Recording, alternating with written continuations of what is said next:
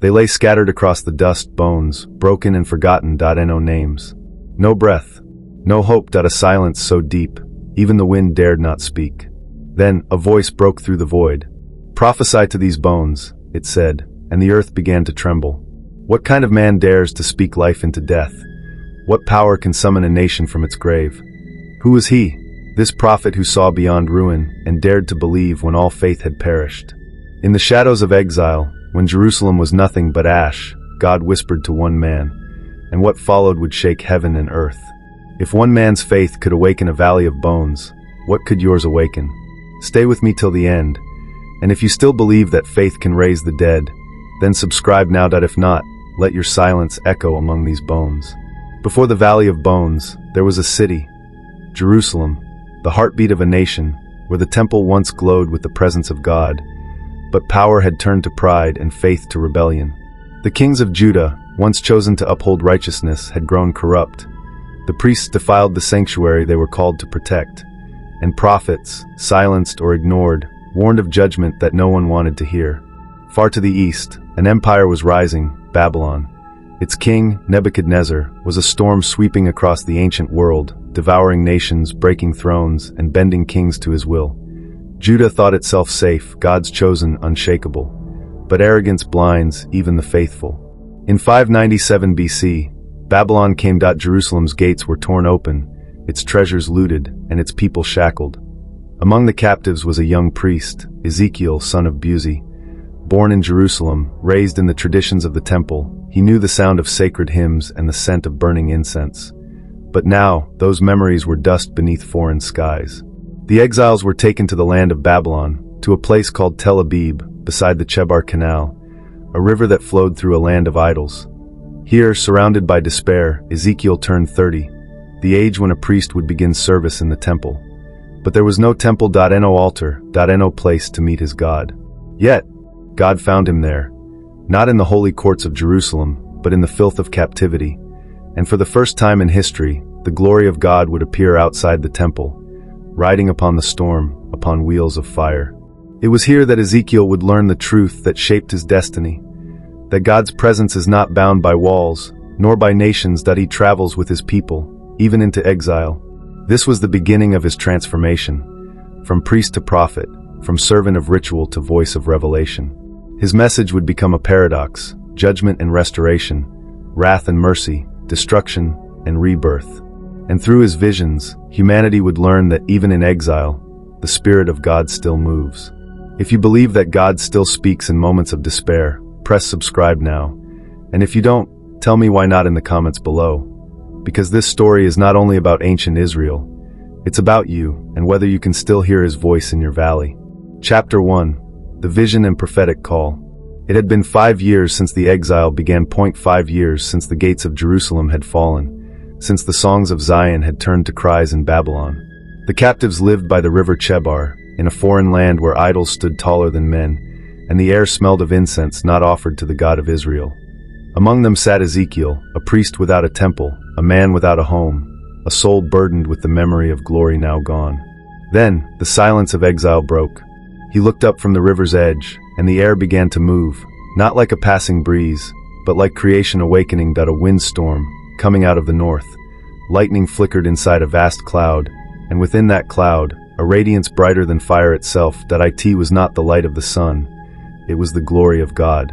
Ezekiel fell to his face, trembling, breathless, for he knew this was no ordinary vision, that he was seeing what no man had seen since Moses on the mountain. From the heart of the storm came 4 living beings, each unlike anything on earth. Each had 4 faces, of a man, a lion, an ox, and an eagle, and 4 wings that touched one another in perfect harmony. Their appearance was like burning metal, glowing with divine fire, and beside each creature a wheel, intersecting another wheel, turning in every direction, yet never colliding. Ezekiel said, "The spirit of the living creatures was in the wheels. Eyes covered them, eyes upon the rims, eyes upon the spokes, as though heaven itself was watching from every angle at once. These were the cherubim, guardians of divine presence, living symbols of God's throne, and above them, a vast expanse like shining crystal stretched across the heavens, and over that expanse, a throne of sapphire, and upon the throne, a form like a man, from his waist upward fire. from his waist downward light, and around him a rainbow like the one that followed the flood. It was the appearance of the likeness of the glory of the Lord. Ezekiel collapsed, that he could not stand, that he could not breathe, that he had seen the unseeable. Then a voice spoke, "Son of man, stand upon your feet, and I will speak with you." The Spirit entered into him, lifting him up like a man drawn out of death, and the voice continued, "I send you to the house of Israel, a rebellious nation. Whether they hear or refuse to hear, you shall speak my words." Before him appeared a scroll, covered front and back with words of lamentation, mourning, and woe. God said, "Eat what I give you." And Ezekiel took the scroll and ate, and though its words were bitter, it tasted as sweet as honey upon his tongue. The sweetness of obedience, the bitterness of truth. He was commanded to speak not from desire, but from duty, that he would become a watchman over the house of Israel, a messenger who must cry out warning, lest their blood be upon his hands. And if they refused to listen, he would still stand blameless before God, for he had spoken what was commanded. Ezekiel hesitated, that he was no orator, no warrior, that he was a priest, trained for ritual, not revelation. But the same wind that stirred the storm now stirred within him. The same spirit that animated the cherubim now filled his lungs with divine purpose. God had taken a captive, and turned him into a conduit of heaven, that a man once lamenting the temple was now the living temple of God's voice. Days passed, weeks, months, visions continued, of judgment, destruction, and glory. Ezekiel became a man marked by fire, commanded to act out prophecies in strange and symbolic ways, to lie on his side for hundreds of days, to shave his hair with a sword, to eat bread cooked over burning dung. Each act a sermon without words, a warning to a nation that refused to see. And though his heart broke for his people, his eyes began to see what others could not, that he saw that the temple would fall, that the presence of God would depart from Jerusalem, that holiness could not coexist with corruption. For when sin fills the house of God, even he must walk away. But where does God go, when his own temple no longer welcomes him? What happens when the divine glory leaves the holy city? Those were the questions that haunted Ezekiel, and the answers would shake the very foundation of faith itself. If you sense that God still acts through visions even today, if you still believe he speaks through ordinary people in extraordinary ways, then hit subscribe now. If not, let your silence be your answer, and watch what happens when God's presence moves beyond the walls of men. Ezekiel had seen the glory of God depart from the temple in his vision. Now he would witness what that departure meant, the fall of Jerusalem and the silence that followed. Chapter 2, Judgment upon Jerusalem and the departing glory. Ezekiel's visions grew darker. What began as fire and light soon turned to smoke and lament. The Spirit carried him from the banks of Babylon back to Jerusalem, not the city of gold he once knew, but a city that had sold its soul. Inside the temple, where the fragrance of incense once rose to heaven, there now stood idols, foreign gods carved by human hands, images of beasts and creeping things painted upon sacred walls. Men who should have bowed to the Holy One now burned offerings to shadows. Priests defiled the altar, turning worship into performance. And the women wept, not for the Lord, but for the pagan god Tammuz, the deity of dying seasons and false resurrection. Ezekiel was shown every secret abomination, hidden chambers, dark corners where even the elders bowed to carvings. And the Lord said, "Do you see what they are doing, Son of man? Is it a small thing that the house of Judah commits these abominations?" Ezekiel trembled, that he saw that the people of God had exchanged truth for imitation, presence for ritual, the living God for lifeless idols. He was commanded to act out their punishment, to lie on his side for hundreds of days, to shave his hair and divide it. One part burned, one part scattered, one part struck with a sword. Each act, a sermon without words, each moment, a sign that judgment was already on its way. He warned them again and again. A siege is coming. The sword is coming. You will eat defiled bread among the nations. You will cry out for mercy, but the walls will not answer. Still, they refused to listen. The city grew deaf to its prophet. Then came the vision no man wanted to see, the departure of the glory of God. Ezekiel was lifted again, and he saw the temple bathed in light. Cherubim stood at its entrance, their wings trembling with divine power. The brightness that once filled the Holy of Holies began to rise, slowly, solemnly, as if heaven itself was grieving. The kavod, the radiant glory of the Lord, moved from the inner sanctuary to the threshold of the temple. Then it paused, as though reluctant to leave, and finally, it ascended above the city, hovering over the Mount of Olives, before disappearing into the heavens. God had left his own house. The temple still stood, but it was now an empty shell, a hollow monument without its heart. And not long after, Babylon came again. The year was 587 BC. Nebuchadnezzar's armies surrounded Jerusalem like a tightening noose. Famine spread through the streets. Mothers wept for their children.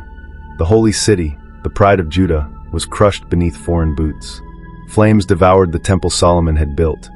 The walls crumbled, and the Ark of the Covenant, the very symbol of God's dwelling, was lost to history. The nation was no more. The people were scattered, slaves, wanderers, souls without a homeland. Everything that could die died. But even in that silence, Ezekiel remembered what he had seen. The wheels, the throne, the moving presence of God meant that though the temple had fallen, God had not that he had left the building, but not his people. Still, the message was clear. Sin drives out the presence of God. Where idols rise, his spirit retreats. Where corruption lives, holiness cannot remain. Why would God depart? Because his holiness demands purity, because love cannot dwell in deceit, and because even divine patience has an end. It is a sobering truth. God once abandoned his own temple, that if he could walk away from that holy place, would he not walk away from a heart that has made room for idols? If you believe that God still desires to dwell among us, show it. Subscribe now, and stand among those who still seek his presence. But if you refuse, then you silently agree to his absence. As the smoke of Jerusalem's destruction rose to heaven, the exiles in Babylon wept by the rivers. They wondered if the covenant had died, if the name of Israel would vanish from the earth. But in the midst of despair, a voice still spoke, the same voice that once commanded bones to live. And through Ezekiel, God was not finished. Judgment had come, but so too would restoration. Ezekiel's visions of destruction were not the end. Out of the ashes of Jerusalem, new words would rise, words of justice, rebuke, and unexpected mercy. God was about to speak not only to Israel, but to every nation under heaven. Chapter 3, Oracles Against Nations and Israel's Accountability. Ezekiel's eyes were no longer fixed only on Judah. God's word began to stretch beyond the borders of exile, reaching the nations that had mocked Jerusalem's fall. One by one, the voices of pride would be silenced. One by one, kingdoms built on cruelty would bow. The Lord spoke. Set your face against the nations, prophesy against them. Ezekiel obeyed. His first words were for Ammon, the nation that rejoiced when the temple burned, that laughed as captives marched into chains. Their joy would turn to mourning. Their land would be left to the beasts of the desert. Then to Moab, descendants of Lot, who sneered, saying Judah was no better than them. Their walls would crumble, and their cities burn beneath Babylon's iron hand. Then to Edom, the brother nation that betrayed Israel, selling refugees to their enemies. God declared, because you have pursued your brother with hatred, your blood shall pursue you. Then came Philistia, ancient foe of Israel, who struck the weak when they were wounded. Their revenge would be met with fire, until their coastal strongholds were no more. But Ezekiel's prophecy turned fiercest when he spoke to Tyre, the merchant city of the sea, whose ships gleamed with gold, whose harbor was filled with the wealth of nations. Tyre had celebrated Jerusalem's ruin. They said, now her trade will be ours. But the Lord said, behold, I am against you, O Tyre. Many nations will come against you, and they shall make you bare like the rock of the sea. Nebuchadnezzar's armies would batter her walls, and centuries later, even Alexander the Great would scrape the city's ruins into the ocean to build his causeway of conquest. The proud merchant empire would sink into legend, its music silenced, its ships gone forever. Then the word turned to Sidon, Tyre's sister city, the birthplace of Jezebel, who once brought Baal worship into Israel's courts. Sidon would bleed for her sins. And finally, Egypt, the great river kingdom that once enslaved Israel, the nation that always seemed too strong to fall. Egypt, symbol of worldly power, the place where kings thought themselves gods. God declared, the sword will come upon Egypt, her idols will be destroyed, and her pride will be humbled. Pharaoh, who called himself divine, would become mortal in the dust. His army would sink like reeds in the Nile, and the land that once boasted immortality would know decay. Through these judgments, Ezekiel saw what many had forgotten, that God's authority is universal, that he is not a tribal deity, that he is the ruler of all creation. His justice does not stop at Israel's border. His righteousness knows no boundary. Every nation that exalts itself, that crushes the poor, that mocks the holy, must one day face the same verdict. But this was not cruelty, It was correction, a message to all who would hear. The exile was not random. Israel was not singled out. Every people, every power, stands equal before the throne of heaven. And yet, even as Ezekiel pronounced judgment on others, his message returned to his own people. The exiles by the Chebar Canal still clung to false hope. They said, "We are God's chosen. He will not abandon us forever." They thought their name was a shield, their heritage a guarantee.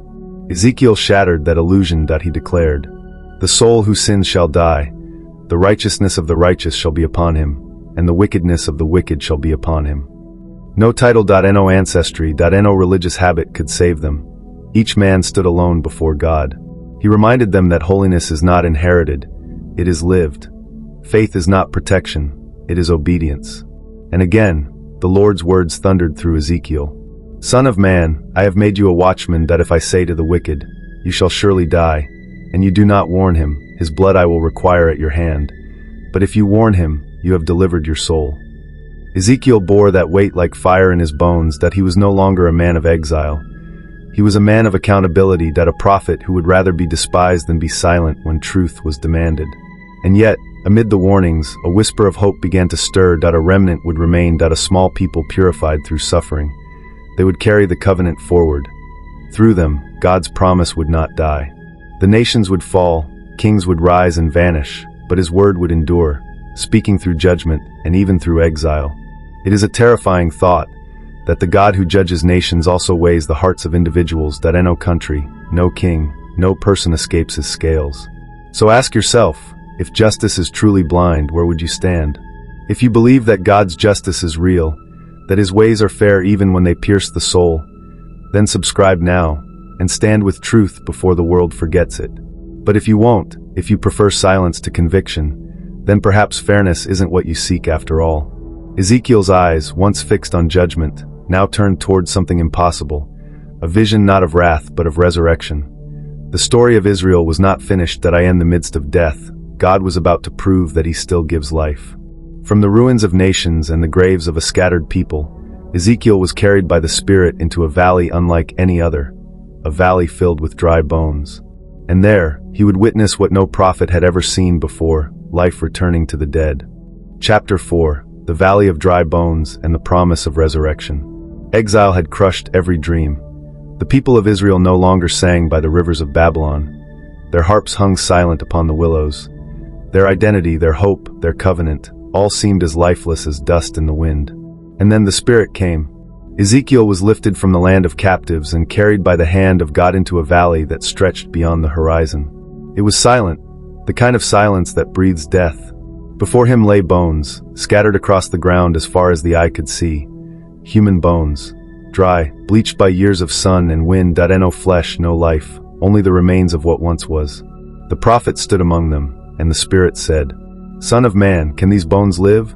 Ezekiel looked upon the impossible. He saw no heartbeat, no breath, no sign of warmth, but he dared not doubt the one who asked. He answered, "O Lord God, you alone know." Then the command came, "Prophesy over these bones and say to them, O dry bones, hear the word of the Lord. Thus says the Lord God to these bones, Behold, I will cause breath to enter you, and you shall live." Ezekiel obeyed, and as he spoke, the air began to move. A faint rattle, a trembling across the valley floor, bones shifting, bones colliding. A thunderous noise of skeletons reassembling, each bone finding its match, forming frames of once living men. Then sinews stretched across them, muscles took shape, skin wrapped around flesh, yet still they lay motionless. Then the Lord spoke again. "Prophesy to the breath, say to the wind, Come from the four winds, O breath, and breathe upon these slain, that they may live." Ezekiel raised his voice, and the wind answered. It swept through the valley like a storm of life, and suddenly, the still became living. Eyes opened, chests rose and fell. A vast army stood upon their feet, breathing as one. And God said, "Son of man, these bones are the whole house of Israel. They say, Our bones are dried up, our hope is lost. But I will open your graves and bring you up from them. I will put my spirit within you, and you shall live." Ezekiel watched, stunned by the vision. What he saw was not merely resurrection, it was restoration. God was declaring that even a nation buried beneath judgment could rise again through his breath. The bones were not only Israel's past, they were humanity itself, hopeless, fractured, forgotten, waiting for the voice that calls life from the impossible. Through this vision, God unveiled a truth that transcends history. He is not only the judge, He is the restorer, that He is not only the God of the living, He is the God who gives life to the dead. Can you see your own valley, your own bones, dreams that dried up long ago, faith that has crumbled under disappointment, a heart too weary to believe again? Listen, the same voice that thundered through that valley still speaks today, and it calls not just to nations, but to you. O dry bones, hear the word of the Lord. Could your faith be revived? Could your spirit stand once more? Could the breath of God reach the places in you that you thought were beyond saving? He says, I will put my spirit within you. That promise was not limited to Israel. That it was the seed of something eternal, the foreshadowing of a spirit that would one day be poured out on all flesh.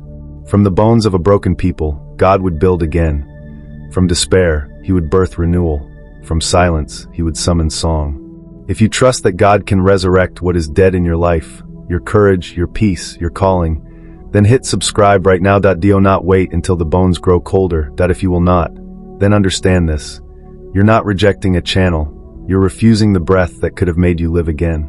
The valley was not the end, it was the beginning. For out of those bones rose not only hope, but a prophecy of the future temple, the return of the glory that once departed. The God who once departed from the temple would soon return, not to stone walls, but to the hearts of the restored. Ezekiel's next vision would reveal a new sanctuary, a river of life, and the promise that God's presence would dwell among His people forever. Chapter 5. The New Temple and God's Return. The valley faded. The bones that had risen now stood alive, restored, but not yet whole. And then, one final vision began. In the 25th year of exile, 20 years after Jerusalem's fall, Ezekiel was taken, not by horse, nor by wind, but by the Spirit of God Himself. He was carried to the land of Israel, to a high mountain overlooking a new city. And there, he saw a man shining like bronze, holding a measuring rod in his hand. The man said, Son of man, look with your eyes, hear with your ears, and pay attention to all that I will show you. For this vision is for the house of Israel. Before him stood a temple, unlike any he had ever known. Its walls were perfect. Its gates, 3 on each side, faced north, south, and east. Its courtyards stretched with order and symmetry. Its chambers glowed with holiness. Every measurement was deliberate, every line, a reflection of divine design. This was not Solomon's temple rebuilt. This was the ideal temple, the model of heaven's perfection manifested on earth. As the man guided Ezekiel through its courts, he measured every beam and doorway. The prophet followed in silence, his heart trembling, for he knew that what he saw was not simply a building, but a vision of restoration. Then, from the threshold of the temple, Ezekiel saw something extraordinary, a river trickling out from beneath the altar. At first, it was only a stream. Then it grew deeper, ankle-deep, knee-deep, waist-deep, until it became a mighty river that no man could cross. It flowed eastward, down through the desert, into the Dead Sea, and wherever it went, life returned. Fish filled the waters where nothing had lived. Trees sprang up along the banks, bearing fruit every month. Their leaves did not wither, their fruit did not fail. Their waters flowed from the sanctuary, and their fruit was for food, their leaves for healing. It was a river of life, a symbol of God's Spirit renewing creation. And then, Ezekiel saw what he had once mourned, the return of the glory. That same radiant presence which had departed from the temple in his earlier vision now came back through the eastern gate. He described it, and behold, the glory of the God of Israel came from the east, and his voice was like the sound of many waters, and the earth shone with his glory.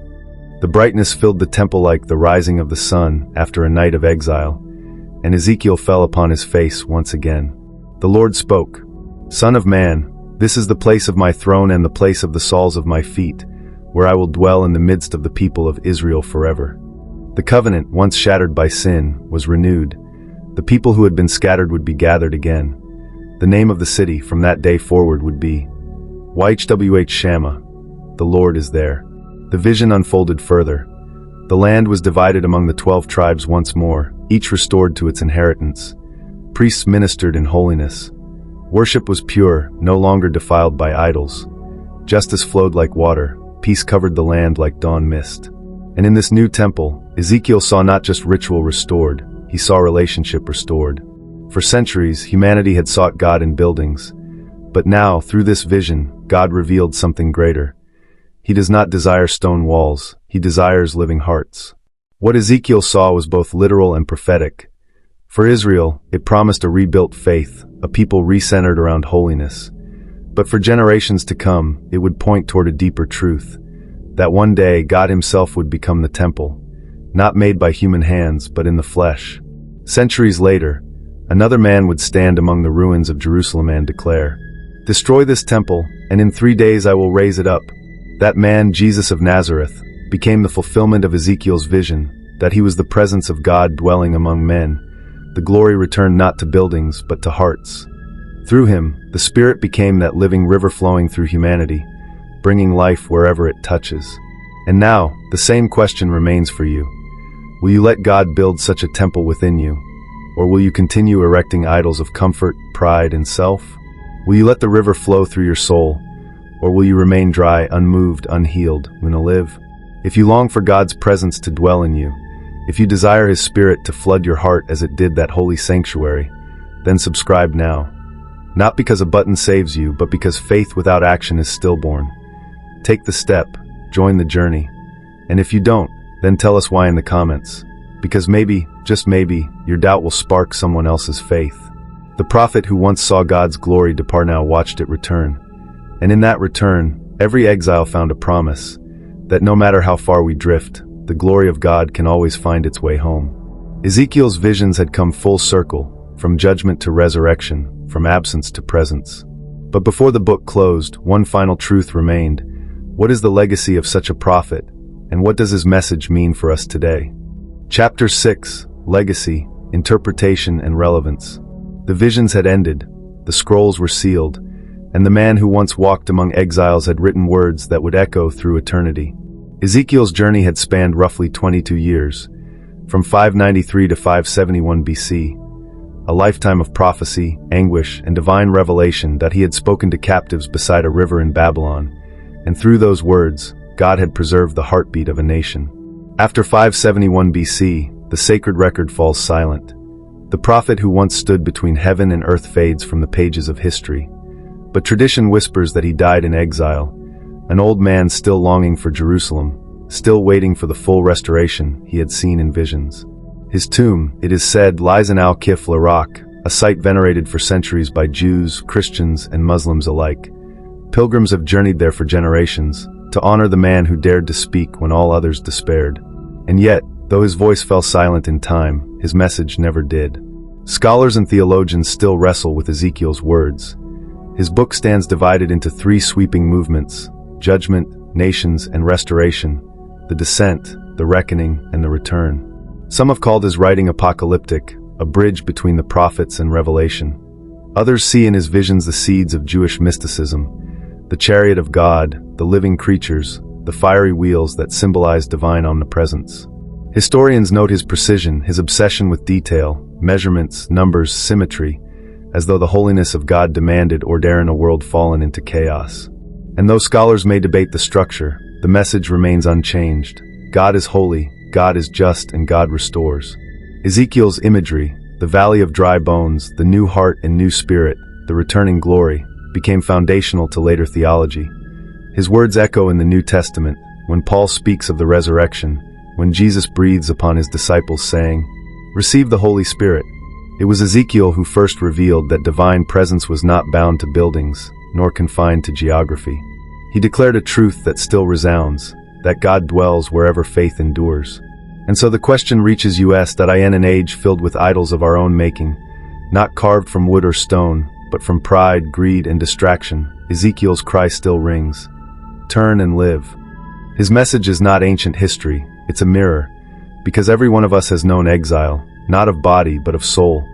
Every one of us has walked through valleys of bones, where dreams, relationships, or faith lay lifeless and cold. But still the same voice speaks. Prophesy to these bones. It is a call to every believer, to speak life where there is decay, to speak hope where there is silence, to speak faith when everything else demands fear. Brief silence, tone steadies. And yet Ezekiel also reminds us of something sobering, that holiness is not inherited, that it is lived, that we cannot claim his presence and cling to corruption, that if we fill the temples of our hearts with idols, God's glory will depart once again. But when we cleanse the altar, When we open the gates, his light returns, and once more, the Lord is there. So now, I ask you, which part of Ezekiel's vision moves you most? The judgment that warns us to turn back, the resurrection that reminds us hope is never lost, or the promise that the glory of God still returns to those who seek him? Share your thoughts below, because the story of Ezekiel isn't over. It's written again each time someone chooses faith over despair. If you believe that God can breathe life into what's dead in your world, your faith, your family, your purpose, then subscribe now.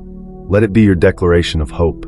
If not, then let your silence answer for you. But I challenge you, comment your burning question about Ezekiel, because maybe your question is the prophecy someone else has been waiting to hear.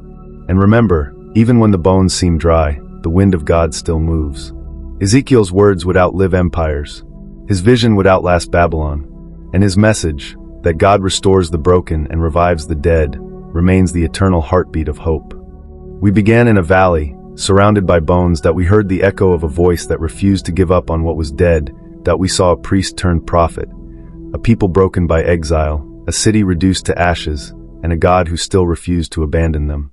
We stood beside Ezekiel as the heavens opened, as wheels of fire turned, as glory filled the skies and judgment fell upon the faithless, that we watched the temple crumble. And then we saw the same God who departed return once more in mercy. We witnessed nations rise and fall, the proud brought low, the forgotten lifted high. And then, in one breathtaking moment, we stood in that valley again, and watched life come from death. Ezekiel's story is not only ancient history, it is the mirror of every soul that has ever felt forgotten by God. Because in your own valley of bones, your faith, your relationships, your dreams, the parts of you that seem too dry to live again, the same voice still calls. Prophesy to these bones. Speak life, speak hope, speak faith, even when you cannot see it. God is not finished with you. He offers you a new breath, a new heart, a new beginning.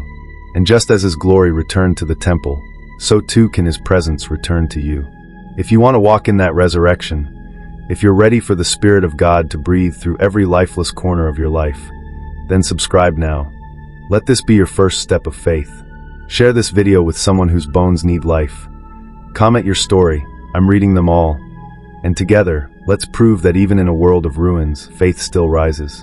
May the glory of God, the same glory Ezekiel saw in the storm, return to your heart and never depart again. Amen.